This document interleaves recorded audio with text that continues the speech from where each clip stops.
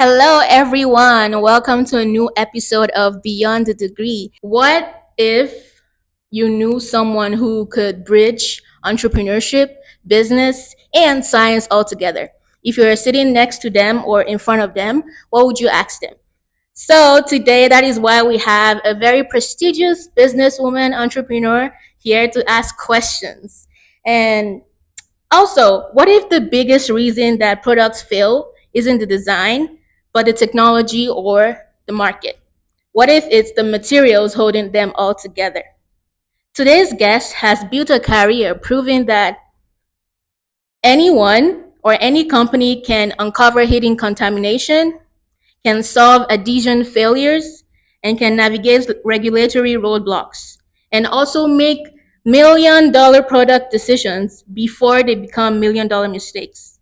Now, here she has a PhD in material science and engineering from UCLA, guys.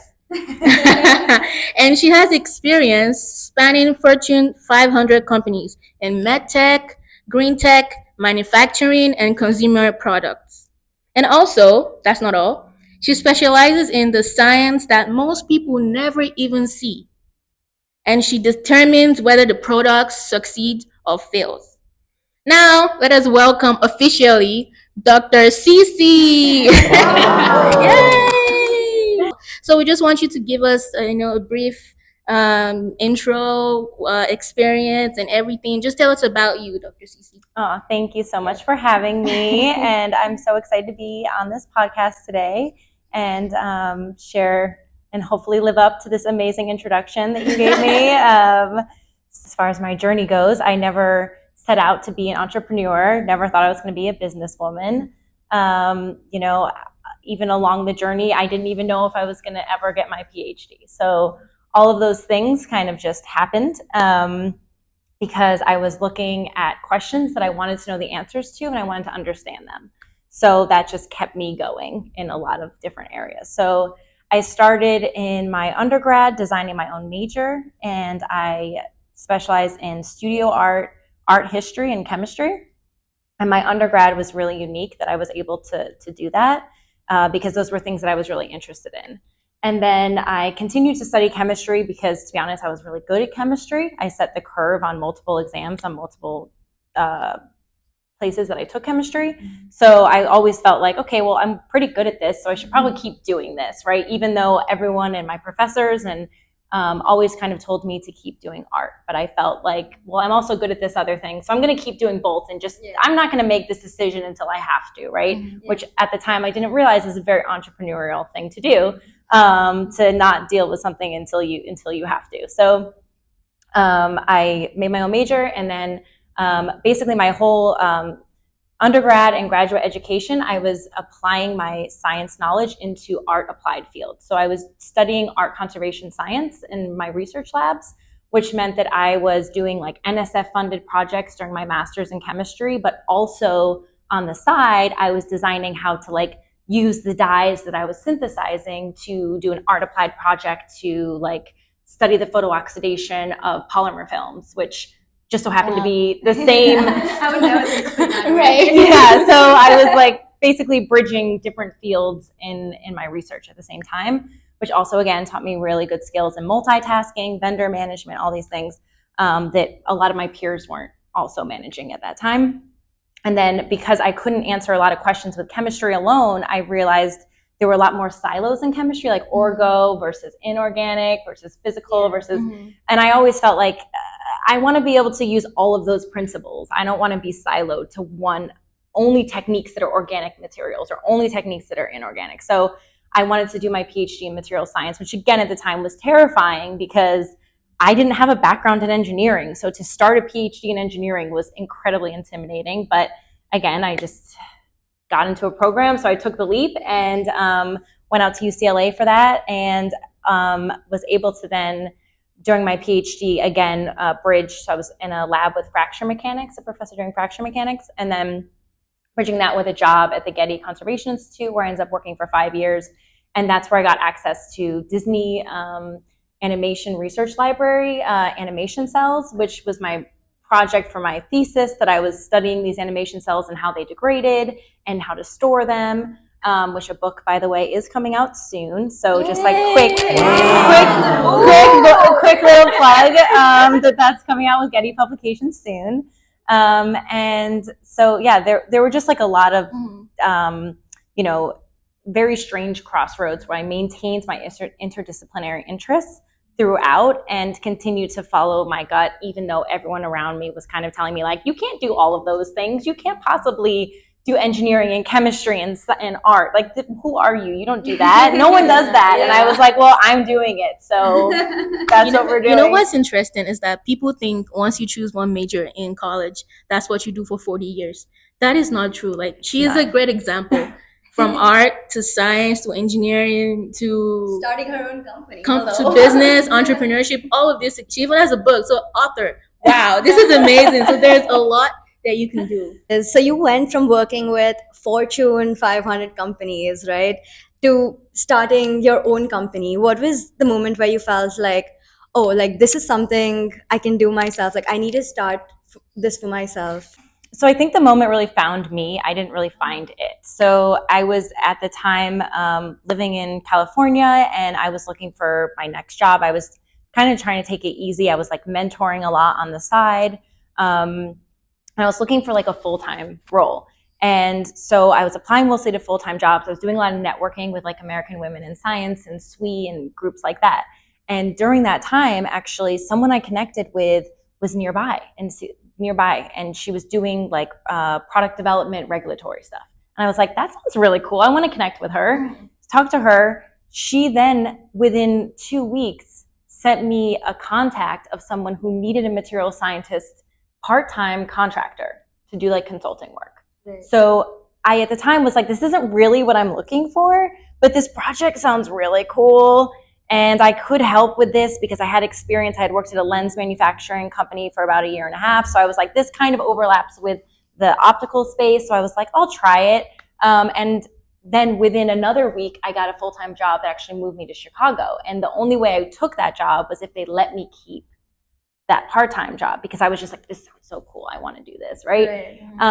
So I didn't really choose that entrepreneurial like approach. But then when I moved to Chicago, and then the job that I moved here for ended up having to report them to OSHA. And so when that happened, it was kind of like, okay, I'm going to slowly back away from this situation. And then I realized like, oh, I actually already have a client if I did want to start a business. And then I met someone that knew of MHub and knew that Chicago was the #1 city for women-owned businesses, and was like, you should just do this. This is what you should do. And I was like, I don't know about that. I don't have any business experience. But I ended up just trying it, and it was the best decision I've ever made, and that was 3 years ago. Wow. So you talked about, having this job before, and then, moving, you were in California, and then looking for another job. And then you talked about how you could find translational skills in that job to this next job, even though it wasn't like a straight path. So how were you able to figure that out? And how did you present yourself to the employers?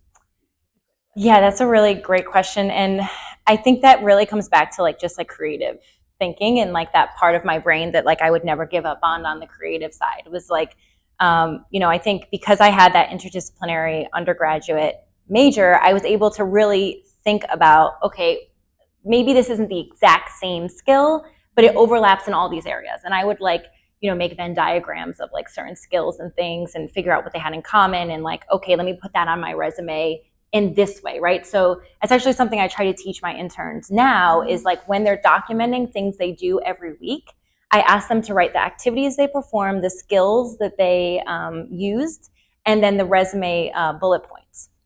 And multiple resume bullet points, right? And so that means that every week you have all these bullet points of skills that you're developing and things that you're working on that actually access a lot of different parts of your skill set, that later when you're building resumes for lots of different types of jobs, you can use those. And that's something that I literally had to think about long after my internships and after my jobs. And so that's why I make my interns do it now as a skill, because I'm like, if you just document this now, you won't have to think back like I did, which was so hard. And then you can have that reference point to always, know how to translate that. Was it really hard though for to like go from chemistry to engineering, because that does have a few overlap, I think, with the science, but like not really a lot. Yeah, it was really hard. I'm not gonna like sugarcoat that it was easy. It wasn't just that it was hard, it was that a lot of people were looking at me like, okay, you don't really know what you're doing. And that was like, again, hard, because that means that like I had to form like a coalition of peers, of other people that like we could work together on problem sets. We could work together. I had one of my best friends in my PhD. She also had a chemistry background, and so we would always joke about like the band gap. What's the band gap? We're always like, what is that in chemistry? And it's like, like, is this the activation energy? Is this the same thing? What are we talking about right now? So we were always making jokes about like what that translation was. And that's, again, like a skill that now when I'm talking to people, in industry, I know what their background is based on what their vocabulary is. And I'll say, okay, well, from your engineering perspective, it's this, but actually from this other perspective, it's this. So let's like use both those things to solve this problem, right? And so it's a skill set now that helps me actually when I'm talking to people with a lot of different backgrounds. Because in the real world, it's not just like, oh, we have one mechanical engineer and then one, like one of everything. It doesn't happen that way, right? So it was hard, but it was totally worth it to do that. So I actually come from like a little similar background. Like I came from commerce to engineering, which is no math. Like I didn't know that. Wow. it was like a very big shift. So when I came to college, I started with pre-calc instead of calculus, and that just to get my basics in. And then there were times when you feel like, oh, like am I in the right space? Like, there are other people who are probably doing like better. And how do you like stay there and be like, no, this is what I want to do? Because you did a PhD, which is longer than even an undergrad or a graduate program. So how did you like tell yourself, okay, this is totally what I want to do, and like, yeah, there's no quitting right now. Yeah, I think there's like several aspects to that question I want to answer. So like the PhD part is kind of a little separate, but just like knowing, like yourself and your skills and what you want to work on and comparing yourself, I think that's like a trap that a lot of us fall into, especially now with like how social media is so prevalent. Like it's always like, oh, well, what do I look like versus like what other people look like, right? Like it's such a culture of comparison. And I think when I was growing up, I was really, really blessed. Like my parents taught me, like, because my brother and I were always competing. Like he was 2 years older than me. We're always competing about things. But they always taught me, like, it's not about what he does or what you do or what anyone else does. It's just like stay and be true to yourself. And don't worry what other people are doing, because everyone comes at things at different paces and different times. And this is actually really true, especially with education. Like when I was doing my PhD, I couldn't believe, like, there are all these brilliant people I've met in my life and none of them are doing PhDs. How come I'm doing a PhD and they're not doing a PhD, right? Like that was really, like, at first, like really felt confusing to me. But the reality is, like, everyone has different constraints in their life. And all those constraints and all those decisions impact whatever happens next. And it's not that like the smartest people in the world have PhDs. Like that's not what it is, right? Yeah. It's that certain people go after those skill sets and have dedication to achieve those things, right? So it's like that's where I ended up, where I had a motivating factor, which was I wanted, my dream job at that time was to work at the Getty Conservation Institute, which, as I told you in my intro, I worked there for 5 years. That was my dream, to work there. So I worked there. I did that dream, right? So, but I needed to have a PhD or be on a PhD track to get that goal. So they don't hire people if you don't have that. So that was kind of like what kept me going during those 5 years, when I kept being really insecure and feeling like, am I good enough? Am I smart enough? Whatever enough, right? And it was like, no, like I want this, so I'm just not going to give up on myself for this. Doing it. Yeah. You were just talking about what I would say is like imposter syndrome. Mm-hmm. And I've heard like if you feel imposter syndrome, supposedly you're in the right place because you're pushing yourself somewhere and where you think you don't know what's happening. You're like, I don't know, but you're willing to learn. But in the moment, it just gets you. You get imposter syndrome. Mm-hmm. So how did you deal with imposter syndrome during your PhD, during all these things? Because you pushed yourself a lot. That's how you got here. Yeah. But how did you deal with it in the moment? Because I feel like it gets to people sometimes. Totally. So I'm actually going to plug myself real quick here. So I'm giving a talk at the Grace Hopper conference in the fall in California. And I'm actually talking about this exact topic, which is like, how can I be an imposter in my own life?